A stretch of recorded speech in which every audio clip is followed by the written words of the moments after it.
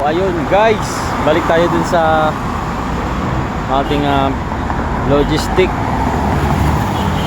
Kuha ulit tayo ng stock para i-deliver natin sa kanya-kanyang store. Kaso lang sobrang mainit yung panahon. Wag nating pilitin ang ating sarili kasi nahirap na, baka mangisay tayo sa init ng panahon.